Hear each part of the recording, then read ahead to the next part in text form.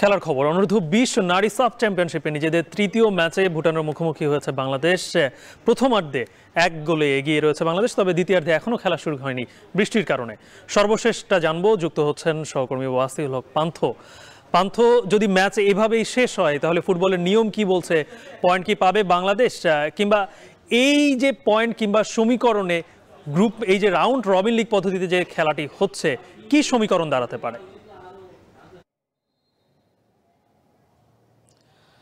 গালিব যেমনটি বলছিলেন, প্রথমার্ধ শেষে কিন্তু এখনও খেলা মাঠে গড়েনি। 45 মিনিট অর্থাৎ ম্যাচ শেষের যে 15 মিনিট বিরতি থাকে, সেই বিরতির পরে আরও 30 মিনিট কিন্তু ম্যাচ কমিশনার সহ রেফারিরা যারা আছেন তারা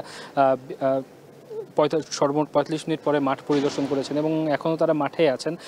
তারা মাঠ পরিদর্শন করছেন এবং তারা খুঁটিয়ে কিন্তু দেখছেন যে আসলে মাঠে খেলা সম্ভব হবে কিনা, এবং ম্যাচ যদি বাতিল হয় সেক্ষেত্রে সাফের যে নিয়ম সেই অনুযায়ী রেজাল্ট কি হবে তারা এখন অপেক্ষা করবেন কিনা তারা কিন্তু এখনও জানাননি। কারণ আমরা আশা করছি যে ম্যাচ পরিদর্শন শেষে একটি অফিসিয়াল কোনো বিবৃতি আসবে সাফের পক্ষ থেকে, কারণ যেহেতু সাফ এটির হোস্ট এবং তারা যে নিয়ম তৈরি করেছেন সেই অনুযায়ী সব কিছু তারা করবেন।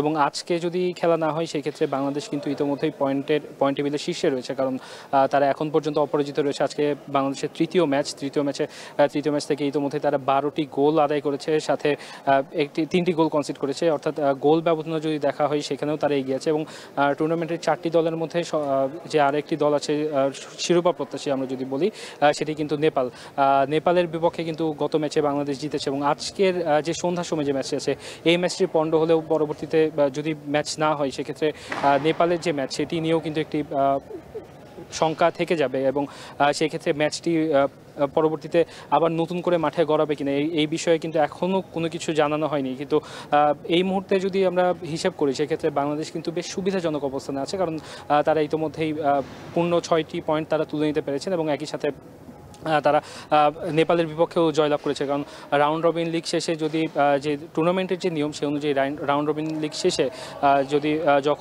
যদি পয়েন্ট ব্যবধান সমান হয় সেক্ষেত্রে কিন্তু প্রথমে মুখোমুখি যে জয় পরাজয়ের হিসেব সেটি দেখা হবে এবং পরবর্তীতে গোলের হিসেবটা দেখা হবে। এবং সেক্ষেত্রে ভুটান তুলনামূলক কম শক্তিশালী দল এবং যেভাবে বাংলাদেশ শুরু করেছিল, যদি মাঠ কর্দমাক্ত না থাকতো সেক্ষেত্রে হয়তো বা আরও প্রথমার্ধ শেষে আরও বেশি বড় ব্যবধান আমরা দেখতে পেতাম। কিন্তু শুরু থেকেই দেখেছি দুই দলের খেলোয়াড়রাই কিন্তু এই মাঠে খেলতে যথেষ্ট ভোগান্তির শিকার হয়েছে এবং শুরুতে বাংলাদেশ একটি গোল পেলেও তাদের অনেকগুলো আক্রমণ সেগুলো কিন্তু ডি বক্সের বাইরে অ্যাটাকিং থার্ড যেটিকে বলা হয় সেখানে গিয়ে আটকে গেছে কাদায়।